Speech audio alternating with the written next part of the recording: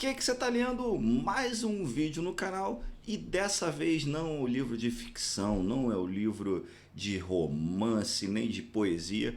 É um livro que eu vou dizer que é uma mistura de técnico e não sei qual outra categoria que você queira dar. Mas é um livro que vai falar um pouco de como que o uso de inteligência artificial, o uso de machine learning e o uso de processamento de dados influencia a nossa vida no dia a dia. Você que de repente já ouviu falar do tema ou então que estuda o assunto, é muito comum a gente dizer que, não, nenhum humano, nenhuma máquina é mais inteligente que o humano, mas tem uma frase que é muito verdade, que é, realmente, nenhuma máquina é mais inteligente que um humano. Porém, nenhum humano é mais inteligente que um humano usando uma máquina. Esse é o princípio da inteligência artificial, que não é para vir para substituir o homem. A discussão se a inteligência artificial vai realmente reduzir o uso de pessoas em empresas e tudo mais, mas a verdade é que se você souber usar uma inteligência artificial, você pode sim ser muito mais produtivo. Agora, esse livro é anterior à inteligência artificial em si. O nome do livro é Algoritmos de Destruição em Massa.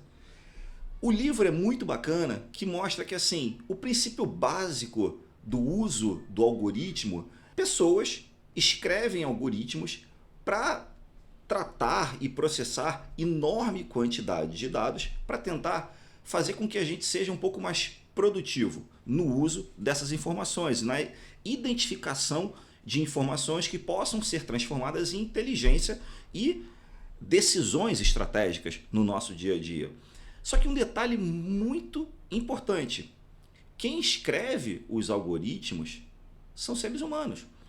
Então, por trás desses algoritmos tem o pensamento, as crenças, as verdades de pessoas que estão ali por trás desses algoritmos. Qual o problema de ter ser humano por trás dos algoritmos? Porque os seres humanos são falhos. Então, atrás do algoritmo tem ali uma pessoa que pode sim ter escrito, né, ter transcrito para o algoritmo a sua verdade e os seus vieses. E aí, qual o problema disso tudo? Que assim, por mais que essas pessoas tenham as melhores das intenções, às vezes o algoritmo vai ser falho. E o problema é que o algoritmo ele é usado para tratar grande quantidade de dados. Então, quando você coloca isso em prática, o estrago ele é em massa. Daí vem o nome algoritmo de destruição em massa. O livro ele é cheio de exemplos reais, né? Ao longo dele ele vai trazendo vários exemplos práticos, porque a pessoa que escreveu o livro ela é uma matemática que iniciou sua carreira no mercado financeiro e quando veio em 2008 o crash no mercado financeiro nos Estados Unidos, ela fez parte, né, do mercado ali, e ela viu o quanto que as pessoas que estavam por trás dos algoritmos tinham um impacto muito relevante no processamento e na decisão errada de muitas empresas. E um ponto interessante também do livro, eu nunca tinha olhado por essa ótica.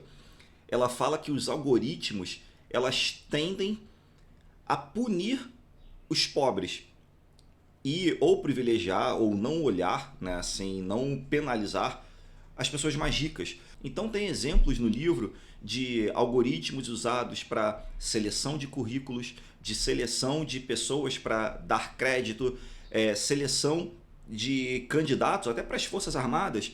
E quando você, por exemplo, está procurando um emprego, se tem um algoritmo, né, se tem uma empresa que oferece um serviço de minerar currículos e selecionar os melhores, como que ela vai fazendo isso? Ela vai selecionar os melhores? Sim, mas a essência dela é para minerar quem pode ir embora. Então ela vai pegar e vai dar ali para a pessoa do RH ali e vai falar, olha só, todo mundo que se inscrever aqui na tua vaga, eu vou simplesmente deixar os melhores. Sim, mas ele deixa os melhores excluindo quem segundo ele, não tem perfil. E por que que isso privilegia ou penaliza os pobres, né, e privilegia as pessoas mais ricas? Porque se você é uma pessoa com melhores condições ou com melhor network, você fura essa fila. Você consegue que alguém vá te atender ou vá te entrevistar. Quando você está simplesmente ali colocando o teu currículo ali numa ficha, né, uma inscrição ali online, por exemplo, você vai cair, você vai ficar à mercê desses algoritmos de destruição em massa. Nesse exemplo de currículo, é fácil você pegar, sei lá, um escritório de advocacia que ele vai tender a selecionar os candidatos muito mais por uma indicação, por uma entrevista ali cara a cara, do que, sei lá, uma rede nacional de fast foods para o pessoal ali que vai trabalhar no operacional. Então eles vão usar ali uma ferramenta de massa quando um escritório de advocacia vai usar o cara a cara, a entrevista cara a cara. O livro começa com um exemplo de 2003, de um caso que virou até filme, que de repente você pode ter visto, que é o Moneyball, que é um filme sobre beisebol, né, e que fala muito dessa questão de análise de dados. Vem um paralelo com os algoritmos de destruição em massa, por quê? Essas ferramentas, elas muitas vezes não têm condições de serem alimentadas de feedback. E qualquer algoritmo, qualquer pessoa, né, ela só evolui através de feedback. E o algoritmo também. Então, o exemplo do Moneyball é que ele desenvolveu uma metodologia de análise de estatística, aonde essa análise, essa metodologia, ela era alimentada constantemente. Porque dentro da necessidade de você analisar grande quantidade de dados, você tem que analisar os pontos cegos. O que quer dizer? Aqueles pontos que você não precisa olhar. Por exemplo, ele traz alguns exemplos, né? Sei lá, quando você joga ali uma rota no Google Maps, se você está de carro, né? Ele vai analisar as ruas, o trânsito, a velocidade ali dos dispositivos, mas ele vai ignorar o prédio, ele vai ignorar outros pontos que não precisam. Se você, sei lá, tem um software de, sei lá, aviação, ele vai analisar a velocidade do avião, velocidade do vento, a atmosfera, não sei, mas ele vai ignorar, sei lá, por exemplo, um rio, porque não importa para o software de aviação um rio. Só que o problema é, trazendo isso para os algoritmos, são pessoas que estão escrevendo aquilo dali. Então parte do princípio que as pessoas estão levando em consideração os pontos cegos que eles estão ali entendendo. Só que às vezes o ponto cego você precisa alimentar a ferramenta ao longo do tempo quando vão gerando as informações. Então esse exemplo do Moneyball, né, do beisebol, por que foi um caso emblemático para os algoritmos? Porque era uma metodologia que a todo momento iam inserindo novas informações. Então ele ia analisando estatística de aonde que o arremessador estava jogando a bola, a velocidade, qual a tendência dele, sei lá, se ele arremessava com mais força durante o dia, durante a noite, se era frio, se era quente, se no primeiro arremesso ia mais para a esquerda, mais para a direita, mas a todo momento ele falava a tendência é ir para a direita. Se foi para a direita, alimentava a metodologia, a estatística. Ah, não, foi mais para a esquerda, alimentava a estatística. Trazendo isso para, por exemplo, o software de análise de currículo. Qual a probabilidade dessas ferramentas estarem levando em consideração feedback? Por exemplo, o cara está lá se candidatando para uma vaga no escritório. Ele foi negado.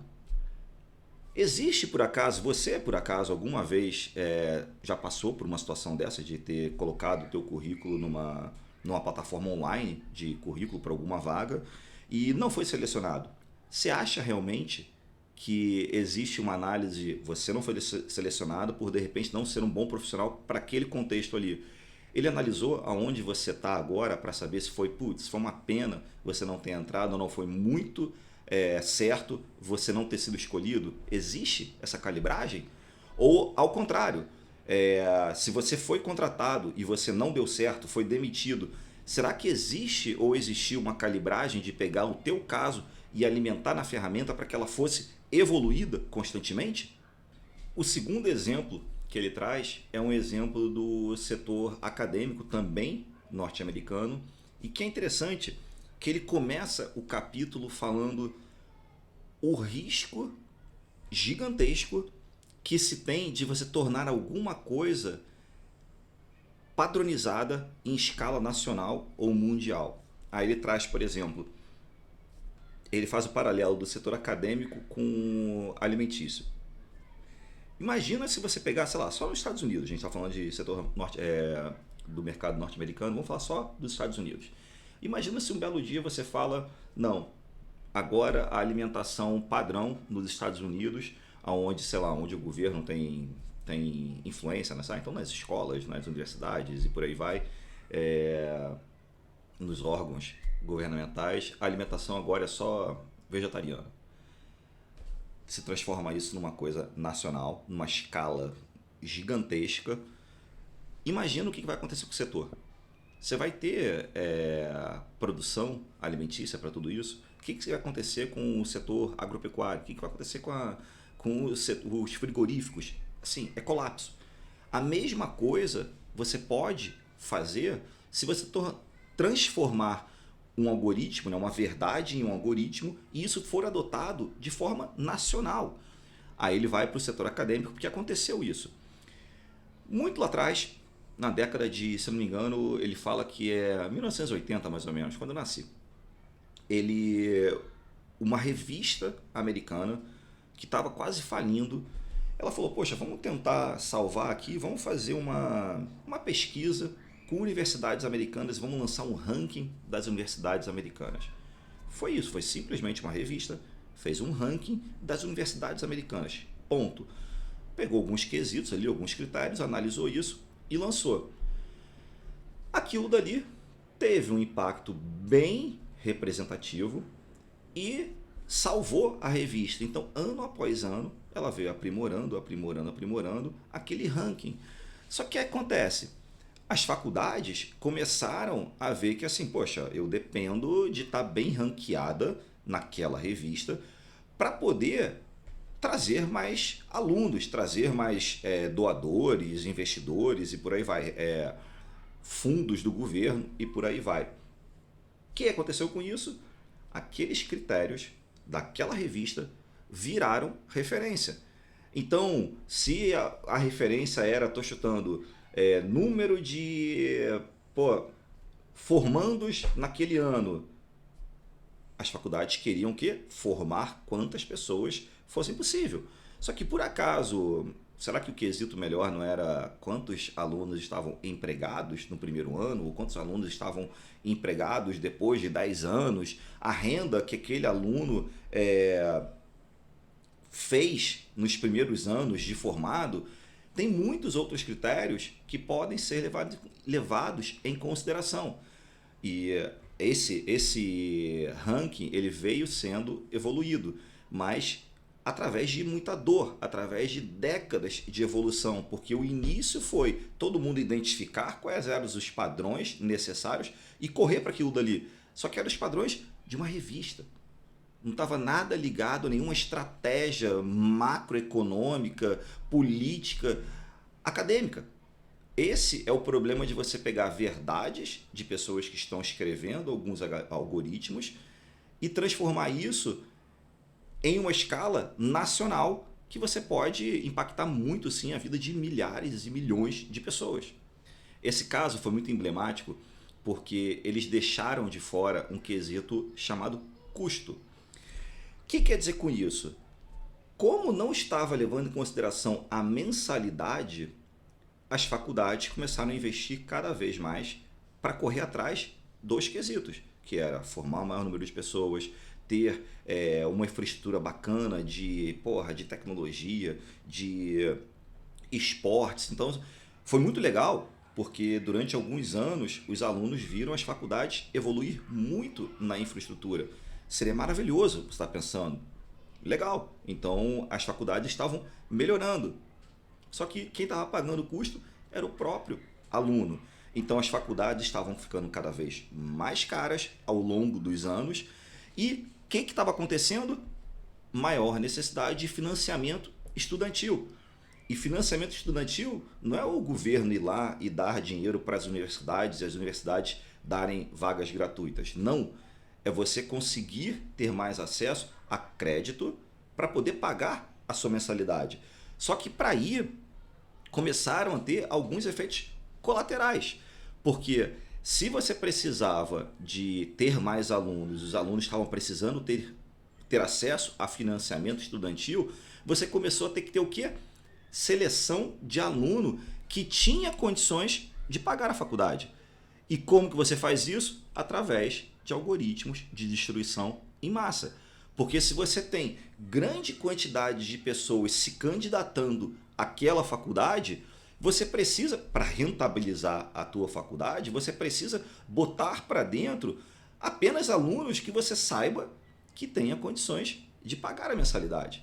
Então você precisa estar evoluindo a tua faculdade, o teu campus, você está aumentando a tua mensalidade, mas você tem que fazer com que todo mundo que entre, de fato, seja adimplente, porque senão não adianta, você está colocando gente para dentro que não vai conseguir pagar o que você está cobrando. Então começou a ter que usar esses algoritmos e, de novo, os algoritmos cada vez eram mais falhos. E não só mais falhos, mas como foi um efeito cascata de serviços e consultorias, porque o aluno agora ele precisava entrar na faculdade, ele precisava ter acesso a um financiamento estudantil e ele tinha que começar a contratar consultorias que diziam o que aquela faculdade levava em consideração e como se preparar melhor para as provas daquela faculdade, porque só assim ele ia conseguir ter condições de ter acesso a um crédito estudantil para pagar aquela faculdade.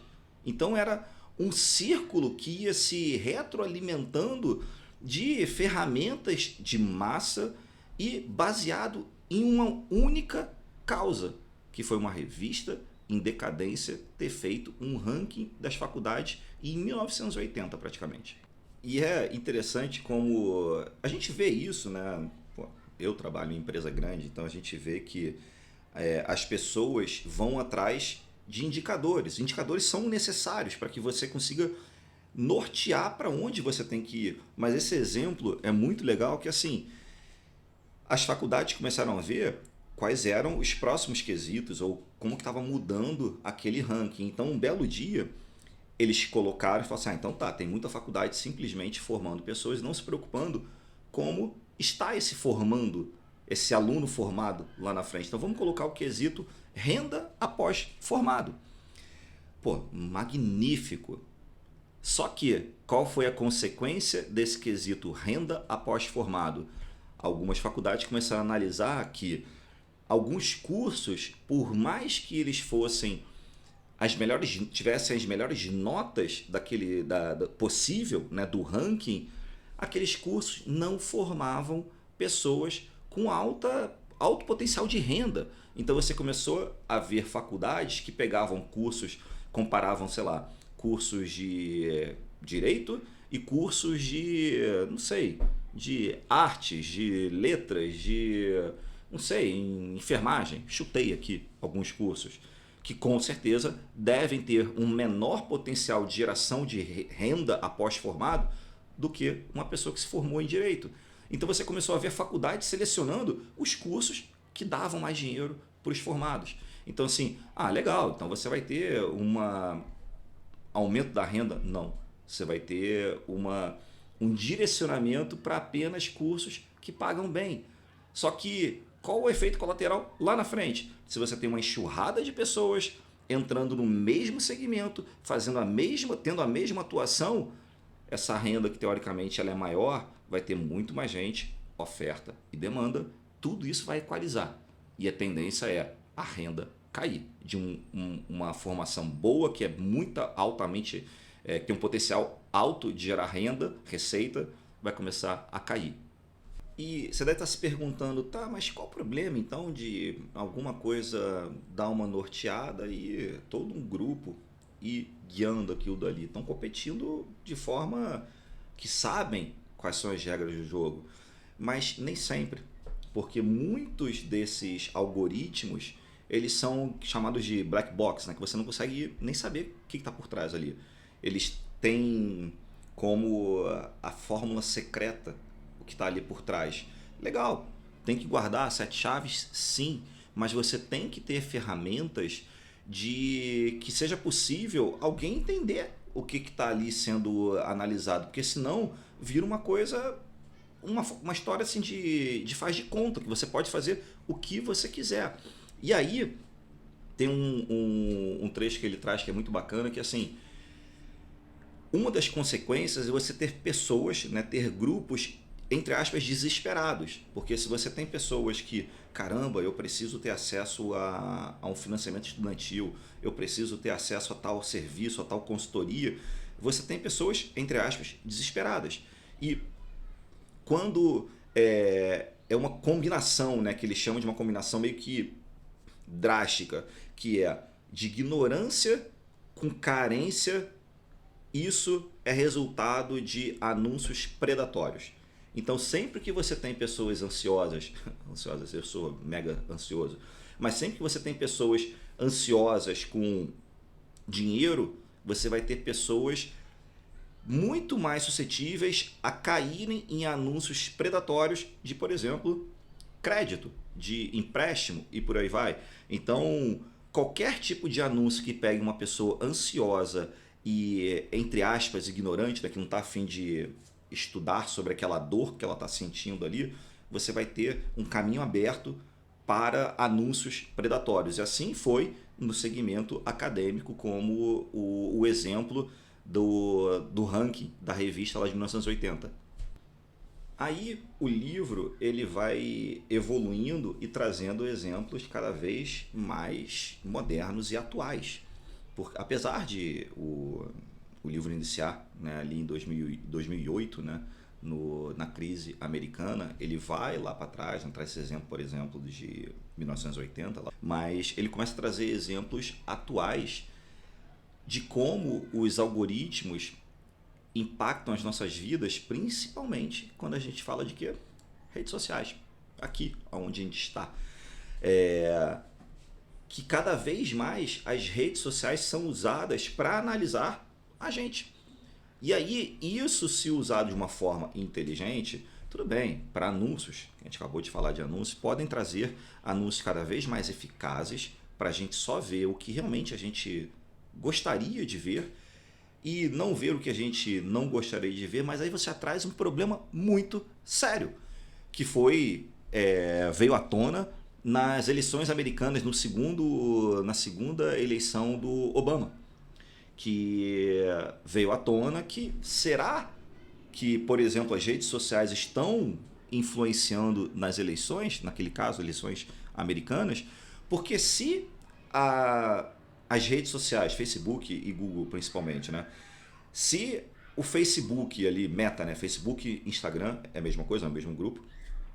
Se eles são o meio para levar o conteúdo até você, eles estão analisando o que você consome, o que você gosta, o que você não gosta, poxa, aquilo ali sim pode influenciar em quem você vai votar. E fizeram alguns experimentos. Eles pegaram grupos, sempre grupo de tratamento e controle, né? Grupo de tratamento e controle é aquele grupo que você trabalha o que você quer colocar em questão, né? Assim, a teoria que você quer tangibilizar ali, e você compara com outro grupo, por isso que é chamado aí de grupo de tratamento e controle, né? Um você trata e o outro você compara, para você ver grupos teoricamente iguais, tá? Então eles começaram a fazer alguns testes, por exemplo, pessoas que começaram a impactar um tipo de conteúdo para um tipo de leitor, para saber se ele estava mais propenso, e depois comparar, né, para ver se ele foi votar ou se ele não foi votar. Então, um grupo ele foi exposto a, por exemplo, amigos mostrando fotos e publicações de que foram votar, para saber se isso impactava em ele ir votar ou não. E viram que sim. Você vendo pessoas exercendo o seu dever cívico faz com que isso estimule você a também exercer o seu, porque lá nos Estados Unidos o voto ele é voluntário, diferente aqui no Brasil, né? Então aqui não adianta nada você... Aqui também acho que influencia, né? Você ver amigos exercendo ali o direito de voto, né? A obrigação de voto, você pode também ir lá, obrigatoriamente ir lá, mas você pode falar, não vou votar, né? Então assim, ele não deixa de ser voluntário, você pode ir lá e falar, não quero votar, tá? Mas eles viram que sim, isso influencia. E é até legal que eles fizeram um teste, esse trecho é bem bacana no livro, que traz muito claro o quanto que as redes sociais sim impactam muito o nosso estilo de vida e a nossa moral, a nossa animação para encarar o nosso dia a dia. O que eu quero dizer com isso? Eles fizeram novamente tratamento e controle e pegaram grupos de pessoas e deixaram elas serem mais impactadas com notícias e publicações alegres, otimistas, e um grupo também igual, sendo mais impactado por notícias e publicações pessimistas e tristes. E viram que sim, as publicações dessas pessoas que estavam sendo impactadas começaram a sofrer influência. Então o que quer dizer? Eu sou aqui uma pessoa normal e fico sendo impactado com publicações e notícias otimistas e alegres. As minhas publicações começam a ser mais alegres e mais otimistas. Então meu ânimo está mudando, porque aquelas minhas publicações refletem o que eu estou pensando, o que eu estou sentindo ou o que eu estou vivendo. Mesma forma, ao contrário, eu começar a ser impactado por notícias e publicações negativas e pessimistas, eu tendo a ter uma vida, aquilo ali impactar a minha energia e eu começar a publicar coisas mais pessimistas, mais tristes e mais depressivas. Depois ele traz um exemplo que é bem impactante. Eu nem conhecia esse exemplo, que algumas empresas hoje em dia, tem até um termo que eles chamam que é cloppening, ou fechar abrir. Eu não conhecia esse termo, que são pessoas que trabalham ali de frente com o público, né, em lojas, em lanchonetes, que acabam que elas são as pessoas que fecham a loja e abrem no dia seguinte, né? Então assim, ou abrem e vão também fechar, né? Então por isso que é a pessoa que é o closing ou fecha-abre, né? O que tem a ver isso com o livro? Antigamente, quando não tinha essa análise de dados de consumo ali em tempo real, você tinha uma loja e você colocava pessoas, não, olha, naquele momento tem mais consumo, tem mais cliente ali na loja, no restaurante, aí você coloca mais pessoas. E tem menos, você tira, né, algumas pessoas. Mas é normal, antigamente era normal você chegar ali e ter uma pessoa do tipo, sei lá, ter um atendente, ter um caixa que, sei lá, vai ter um momento ali que vai ficar nas redes sociais, vai ter um momento que vai, sei lá, ler um livro, que seja, porque naquele momento está ocioso, botou uma capacidade e está usando menos. Ok. Com o uso da tecnologia, começaram a integrar todas as informações em CRM e tudo mais. O que aconteceu com isso? Você tem agora inteligência suficiente. E lá nos Estados Unidos, como o sistema de contratação, né, o regime de contratação é pago por hora, é muito mais livre isso. Então você pode sim, até mudou a legislação, mas antes você podia avisar com até 2 dias de antecedência a escala do teu funcionário. Então quando você incorpora, antigamente, quando você não tinha tecnologia, você falava, poxa, essa semana aí, sei lá, se a chuva influencia no teu restaurante, na tua loja, poxa, tá a previsão é de chuva para os próximos dias, vamos então deixar só uma pessoa em vez de 2 e por aí vai. Quando você traz tecnologia, informação, coleta de dados e você começa a cuspir decisões mais inteligentes através de dados, qual o impacto? Você sabe em tempo real o que está acontecendo com o teu consumo. Então você tem, por exemplo, uma empresa que ele traz ali para tangibilizar o caso, é a Starbucks, que traz isso na essência, essa análise de dados, a ponto de você conseguir, com 2 dias, como eu falei, falar, olha, a pessoa amanhã precisa abrir a loja a tal hora e precisa ter uma pessoa, 2 pessoas, então amanhã fecha a tal hora, abre tal hora. que aconteceu? Qual o impacto disso? Teoricamente você fala, caramba, tá bom, então a loja está sendo a mais performática possível. Tá bom, mas a que custo? E a pessoa ali que não consegue ter mais clareza ou mais segurança da sua renda? E pior, o estudo relacionou com pais e mães. Então imagina se você é pai e mãe, você não saber, nem com 2 dias de antecedência, se você vai estar em casa, se você vai precisar de uma creche, se você vai precisar de alguém para ficar com o teu filho, levar o teu filho na casa do sogro, da mãe, do pai, do irmão, não importa. Mas imagina essa loucura. E começou a relacionar isso com casos de separação, de pedidos de demissão, porque a pessoa não conseguia mais ter com quem deixar o filho, tinha que procurar outro emprego, até pedido de auxílio, creche e o impacto desse exemplo na cabeça dos filhos, que tinham agora pais mais ausentes, porque simplesmente tinha uma tecnologia influenciando na carga horária do seu pai. Qual é a mensagem, né, desse exemplo e de os exemplos anteriores? Né? É que assim, esses modelos podem ser maravilhosos, desde que você consiga, em tempo, sem causar um estrago, né, como o nome diz, algoritmos de destruição em massa, sem que você cause um estrago no longo prazo. Você precisa ter condições, lembrando aquele caso lá do Moneyball, né, de 2003, quando o sistema ele se alimentava a todo momento de feedback. Então, esse do algoritmo para analisar quantos funcionários precisava ter, legal, mas ele precisava ter condições de incorporar ao sistema dados de feedback, para não acontecer de ter que mudar uma legislação décadas depois, porque estava tendo um impacto negativo num viés que não dava muito menos, não estava nem sendo pensado. Lembra daquele caso, né, daquele exemplo de que existem os pontos cegos? Ok, o que eu vou levar em consideração para analisar, para criar um algoritmo que sugira uma melhor escala operacional para um restaurante? Legal, vou analisar número de pedidos, o clima de repente, ou se tem algum evento na região, não importa. Mas será que esse algoritmo ele analisaria o impacto da receita ou da demissão de pessoas que o algoritmo causaria e que isso ia causar na cabeça de uma criança que o pai se separou, que o pai ficou ausente? É impossível, está num ponto muito cego.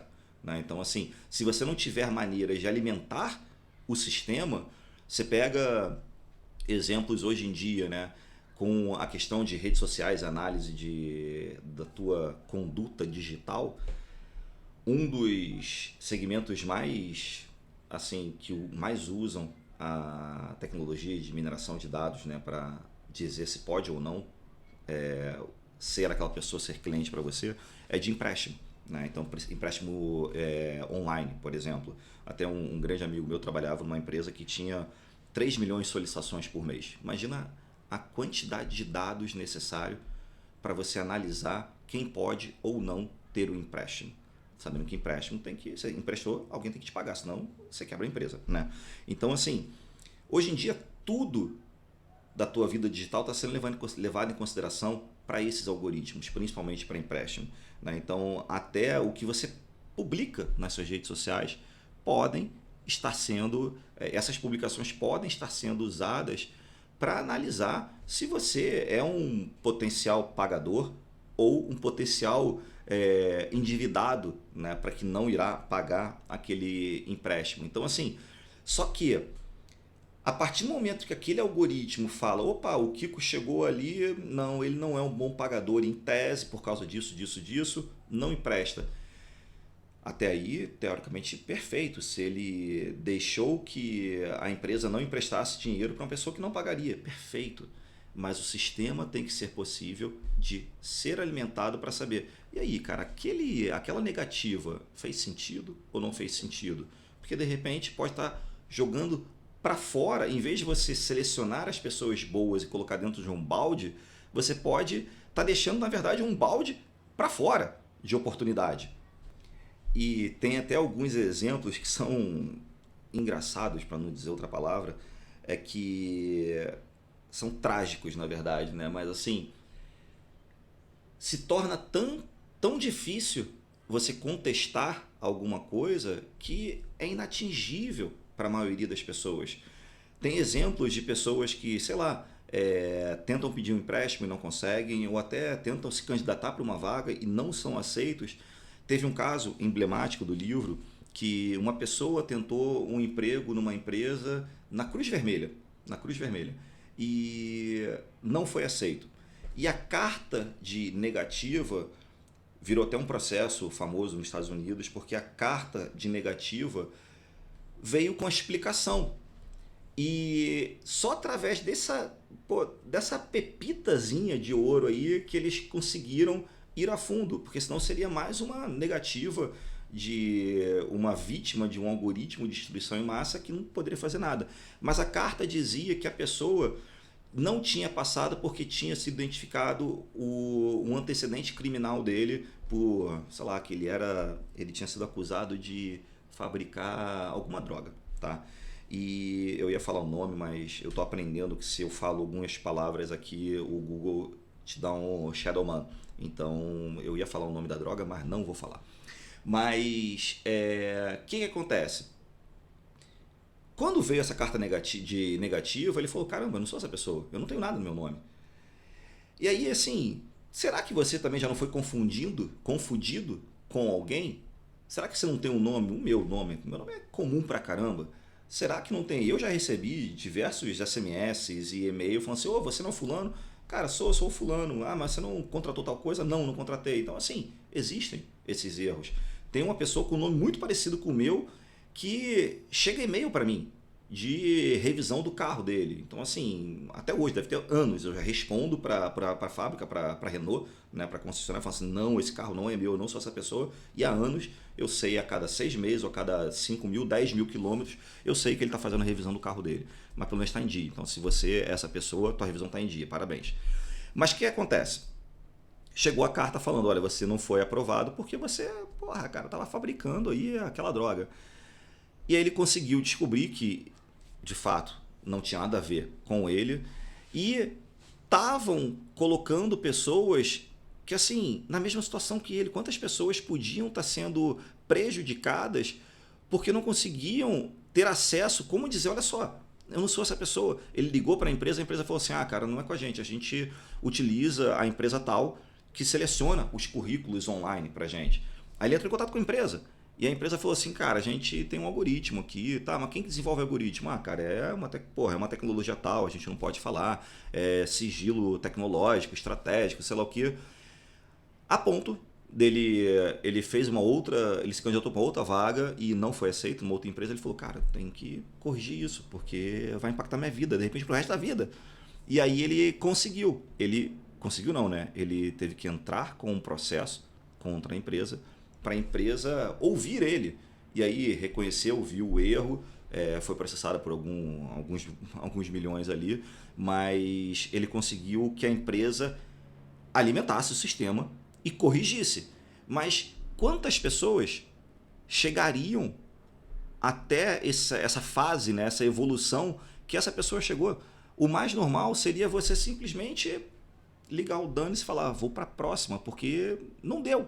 Até me veio à cabeça aqui agora um caso que eu não sei se é verdade ou não, eu tendo a acreditar que mas que é com análise humana. Imagina o que a análise de algoritmos não faz.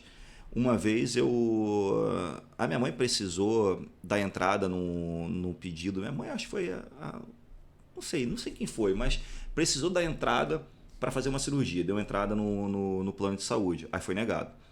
Aí ela entrou com uma contestação. Aí, se eu não me engano, foi negado, e na terceira vez que foi aceito. E aí a gente teve acesso a uma pessoa que falou: é meio que padrão, porque quando chega uma solicitação que é mais cara do que o normal ali daquele grupo que você tá, o plano nega.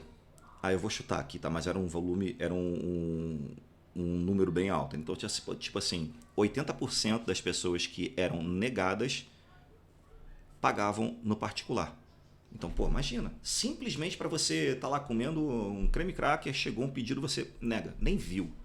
80% já fala, pô, tá bom, foi negado, tá bom, vou pagar particular.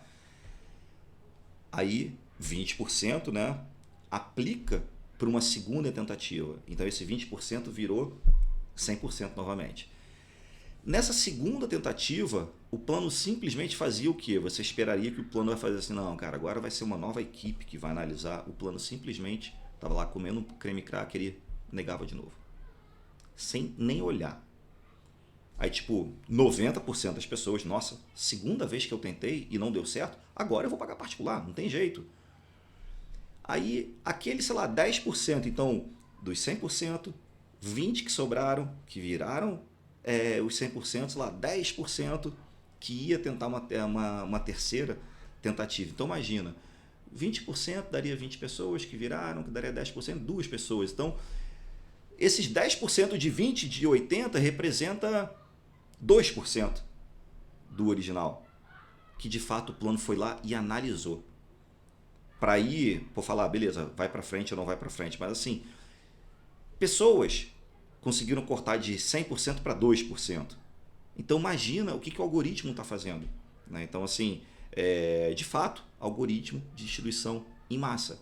E aí vem uma relação com aquele ponto que eu coloquei lá atrás, né? Lá no início do vídeo, que não existe máquina mais inteligente que humano, mas não existe um humano mais inteligente que o humano mais uma máquina. Então assim, a máquina sozinha, ela não pode continuar evoluindo, porque evoluindo ela vai continuar, mas ela não pode levar em consideração pontos como justiça, como esses pontos cegos de uma maneira mais abrangente, sem que um humano vá lá e fale assim, putz, você está indo muito para esse canto aqui, vamos corrigir para cá. Você precisa ter correções e o humano continua sendo a melhor forma de inserir esses inputs para correções dos algoritmos. E aí, o livro já traz alguns exemplos até assim que você nem pensava, assim, será que eu imaginava isso? Mas dói, né, saber. Ele traz um exemplo de seguro, seja seguro de carro, seguro de vida e qualquer outro bem. Você fala, pô, legal, o que vai influenciar no meu seguro do carro?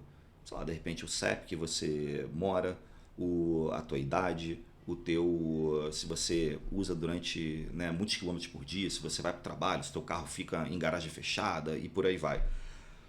Mas começaram a ver que tem muitos outros pontos que deveriam ser cegos e não são, né? Então, será que ele traz algum exemplo assim? Será que você ser um bom pagador ou não deveria influenciar no teu seguro? Sim e não. Mas será que você ser um bom pagador ou não é a sua constância de pagamento, ou se você tem algum pagamento atrasado? Eles trouxeram alguns exemplos que assim, o fato de você ter um pagamento atrasado pode influenciar em quanto você vai pagar de seguro de carro. E o quanto você tem de escolaridade vai influenciar no teu seguro de carro. Só que, caramba, será que de fato você ter uma baixa escolaridade significa que você tem menos potencial de pagar uma conta? Você vai falar sim, se você levar em consideração que, sei lá, a faculdade faz você ter acesso a melhores oportunidades. Mas e uma pessoa que não tem escolaridade e tem uma startup e hoje em dia é um milionário? Será que o sistema é capaz de calibrar a metodologia? E aí você vê assim, mas pô, isso são casos atípicos, a gente tem que olhar para o todo. Aí vem, de novo, lá o início do vídeo. Os sistemas são feitos ou são mais robustos para tratar pobres e massa, mas ele acaba penalizando, porque aquelas pessoas que não estão dentro da massa ali passam ilesas pelos algoritmos. Então, assim, de repente, você ter baixa escolaridade e se você tem dinheiro, você vai pagar um seguro de carro barato. Você pode não ter uma dívida, mas você não tem escolaridade. Mas o cara que não tem escolaridade, de repente ele também não tem dívida, mas ele, por ser de repente uma pessoa pobre, ele vai ser, vai ser encarado através de um algoritmo e não através de uma pessoa, né? Se você não tem escolaridade, mas você é rico, você não vai de repente pegar um seguro online, você vai ligar para o teu corretor vai te dar o teu seguro e ele vai saber quem você é. Então, de novo, aquele exemplo lá da pessoa que vai para se candidatar a uma vaga de executivo num escritório de advocacia e uma pessoa com uma vaga de operação na lanchonete, né? Então, assim, você vai ter acesso que outras pessoas não vão ter. Aí o livro, caminhando para o final, ele vai trazendo mais alguns exemplos de o uso de algoritmos nas Forças Armadas, em contratação, em empréstimo, em anúncios, na área governamental e sempre muito mostrando assim, né, que eles são feitos para levar a gente para um caminho mais rentável, né, da maior rentabilidade, da maior eficiência, mas que se não forem alimentados de feedback constantes, esse caminho, um belo dia você pode chegar e olhar e falar assim, caramba, ele está muito longe da rentabilidade, ou ele está sendo rentável, mas a um custo indireto que é muito nocivo para a sociedade como um todo. Então, assim, vale a pena ler. É um livro rápido, né? Como eu falei, eu vou pegar até aqui na Amazon. Eu falei que ele é bem curtinho, né? Mas não é tão curtinho assim, não. Acho que tem 200 e poucas páginas. Deixa eu ver aqui. 252 páginas. O nome do livro, como eu falei, Algoritmos de Destruição em Massa. A escritora é Cat O'Neill. E ele tem nota 4.6, normal, né? Levando em consideração que a Amazon às vezes parece nota de desfile de escola de samba, que é tudo 9.9, 9.8, então 4.6, 2.200 avaliações, no Kindle ele custa R$19, na capa comum 46, e ele é de 2021, tem a categoria de 14 anos mais, não sei se tem muito problema não, porque não tem nada de delicado no conteúdo. Ele não está nada bem posicionado aqui nas vendas gerais da Amazon, 14.777 a posição dele. E na categoria que ele está melhor posicionado aqui na categoria Negócios e Economia, na posição 387. Vale a pena ler, livro rápido, é legal para, se você ler com frequência, é legal porque às vezes você fica de repente lendo um tipo de livro na sequência, assim, é legal para você dar uma quebrada, né? Eu vi na sequência de alguns livros de romance, né? E eu vim aí na sequência de É Assim Que Acaba, É Assim Que Começa e Tudo é Rio. 3 livros muito legais que tem resenha aqui no canal, então se você voltar 3 vídeos para trás, você vai ver vídeo do É Assim Que Acaba, vídeo do É Assim Que Começa e vídeo do Tudo é Rio. Então, se você gosta de mesclar, dá uma quebrada, tua cabeça foge um pouco, tá? E é legal. Rápido de ler, leia, comente e me diz o que você achou.